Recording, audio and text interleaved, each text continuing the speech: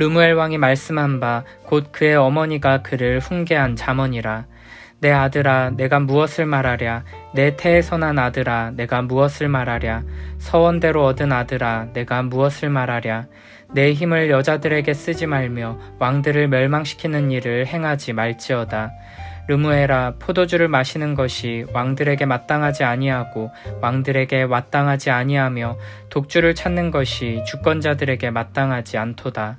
술을 마시다가 법을 잊어버리고 모든 공고한 자들의 송사를 굽게 할까 두려우니라. 독주는 죽게 된 자에게, 포도주는 마음에 근심하는 자에게 줄지어다.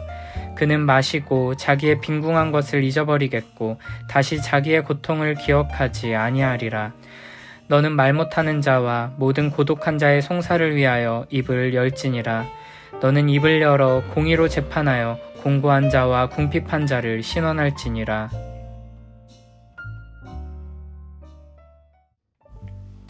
31장은 르무엘 왕의 어머니가 르무엘 왕에게 가르친 잠언입니다. 1절에서는 르무엘 왕이 말씀한 바 곧 그의 어머니가 그를 훈계한 잠언이라고 말합니다. 1절은 직접적으로는 9절까지 이어지는 단락의 표제 역할을 하는 것으로 볼 수 있고 넓게는 31장 전체의 표제로 이해할 수도 있습니다. 고대에는 이처럼 왕과 왕자들을 위한 교훈집이 여럿 있었는데 모두 아버지가 아들에게 주는 교훈의 형태를 띠고 있습니다. 어머니가 아들을 위해 기록한 교훈은 잠언 31장이 유일하다고 할 수 있습니다. 이스라엘 왕 중에는 르무엘이라는 이름이 없습니다. 아마도 르무엘 왕은 이방 왕이었을 것입니다. 르무엘이라는 이름은 하나님께 속한 사람이라는 뜻을 가진 히브리식 이름입니다. 따라서 우리는 이 잠언이 여호와 신앙을 가진 이방 왕에게서 온 것으로 추측할 수 있습니다. 2절에서는 내 아들아 무엇을 말하랴 라는 표현을 3번이나 반복하고 있습니다. 이는 어머니로서 아들을 향한 사랑의 마음을 드러내는 것이며 이제 전하는 이 교훈이 얼마나 중요한 것인지를 나타내는 것입니다. 게다가 아들을 내 태에서 난 아들이라고 부르고 서원대로 얻은 아들이라고 부릅니다. 르무엘의 어머니는 자신의 자녀를 내 사랑하는 아들이라고 여길 뿐 아니라 하나님의 사랑받는 자녀로 여기고 있는 것입니다.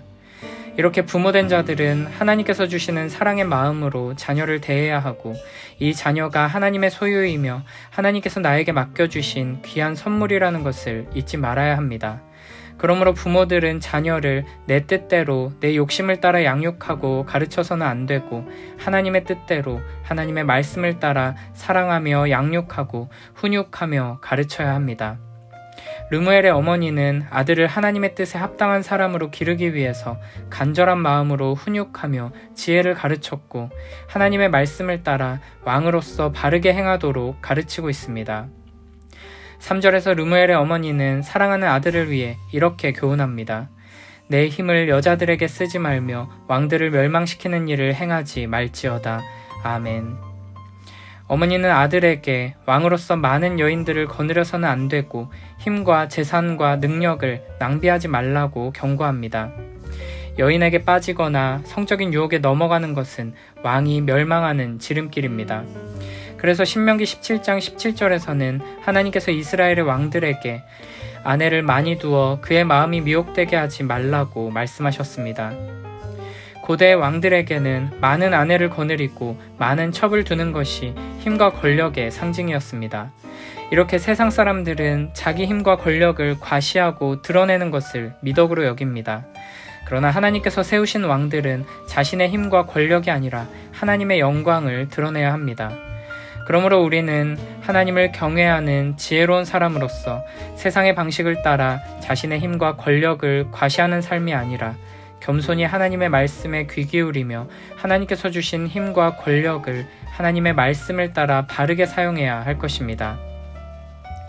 하나님께서 우리에게 주신 힘과 능력, 시간과 재능과 권력 등을 세상 방식을 따라 자랑하고 과시하는 데 사용하고 나의 욕망을 채우기 위해 사용하는 것은 잘못 사용하는 것이고 낭비하는 것이며 더 나아가 멸망으로 가는 지름길입니다.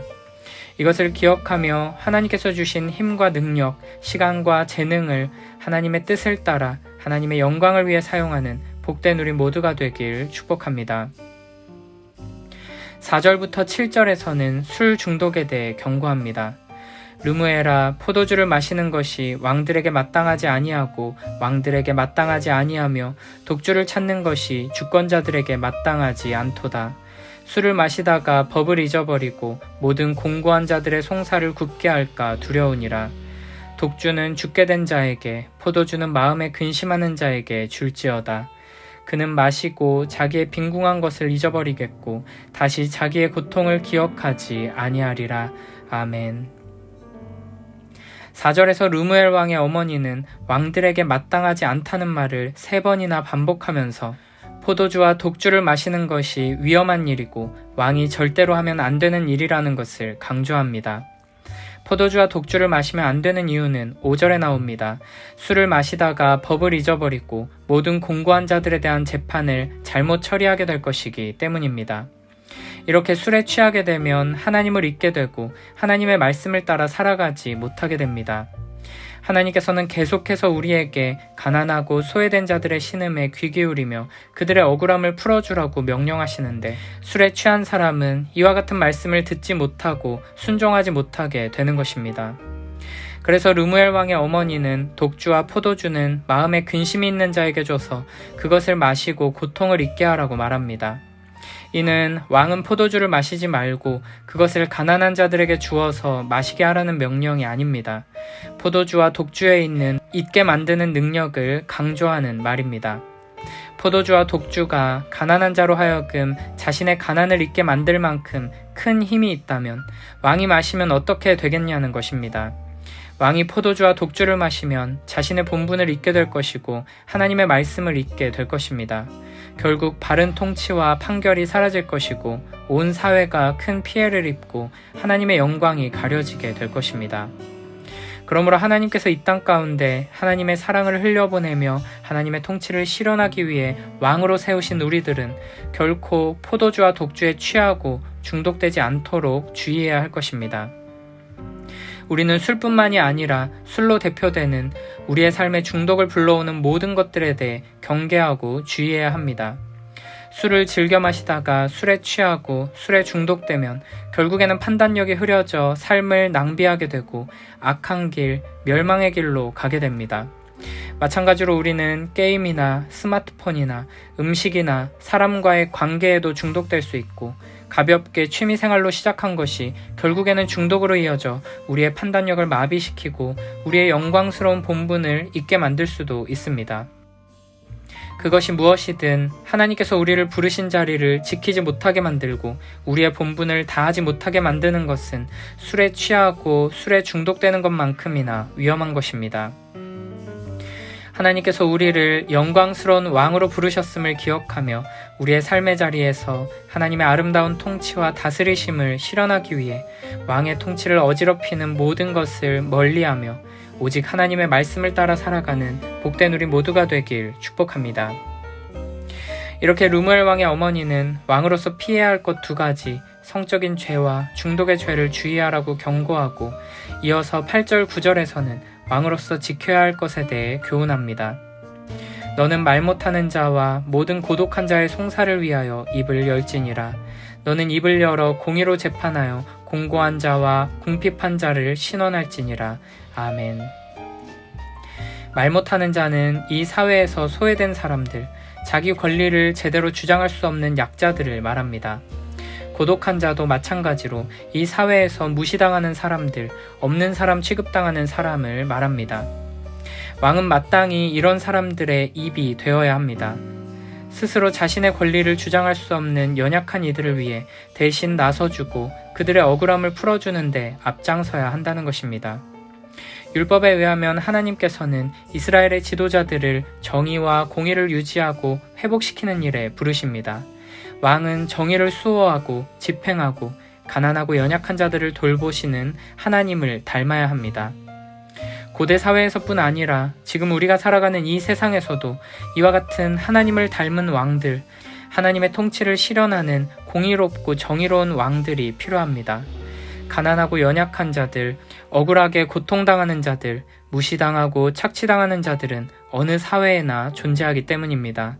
그러므로 우리는 르무엘 왕의 어머니가 르무엘 왕에게 주는 이 교훈을 하나님께서 우리의 삶에 주시는 교훈으로 받아야 합니다. 만약 우리가 스스로를 변호하고 보호할 수 없는 사회적인 약자들의 편에 서서 그들의 입이 되어주고 그들의 권리를 옹호해주지 않는다면, 가난하고 연약하고 학대받고 착취당하는 이들을 구하고 보호하지 않는다면 우리는 하나님께서 주신 명령을 수행하지 않는 자들이고 하나님의 통치를 실현하지 못하고 오히려 훼손하는 자리에 있는 것입니다. 창세기 1장 26, 27절에 보면 하나님께서는 모든 인간을 하나님의 형상대로 지으셨습니다. 그래서 모든 인간의 생명은 소중하고 가치 있는 것입니다. 인간이라면 누구나 존엄성과 가치를 존중받아야 합니다. 그러나 이 세상을 둘러보면, 우리 주위를 잘 살펴보면 다른 사람의 도움 없이는 이 당연한 권리조차 누리지 못할 뿐 아니라 주장조차 할 수 없는 이들이 참 많이 있습니다. 이 세상 속에는, 우리가 살아가는 이 사회 속에는 여전히 우리가 너무나도 당연하게 누리는 기본적인 권리조차 보장받지 못한 채, 공정한 발언의 기회조차 얻지 못한 채 살아가는 이웃들이 많이 있습니다.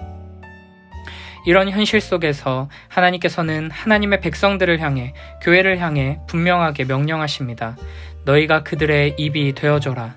너희가 그들의 억울함을 풀어줘라. 너희가 그들을 구해줘라. 우리는 우리 주 예수 그리스도께서 하나님의 보좌 앞에서 아무 말도 할 수 없는 우리를 대변해 주신 덕분에 이렇게 하나님 앞에 담대히 서는 복된 자녀가 될 수 있었습니다. 그러므로 우리는 아버지 하나님 앞에서 우리를 대변하시는 예수님을 기억하며 주님을 따르기 위해, 주님을 닮아가기 위해 힘써야 할 것입니다. 하나님의 말씀 안에서 하나님의 지혜를 따라 무럭무럭 자라나서 우리 주변에 가난하고 소외된 이웃들의 입이 되어주고 그들의 억울함을 풀어주고 이 땅의 정의를 바로 세우는 일에 귀하게 쓰임받는 복된 우리 모두가 되길 축복합니다. 하나님께서 우리에게 주신 힘과 능력, 시간과 재능을 소외된 자들을 위해 이웃사랑을 실천하는 데 귀하게 사용하며 하나님의 영광을 드러내는 복된 우리 모두가 되길 축복합니다.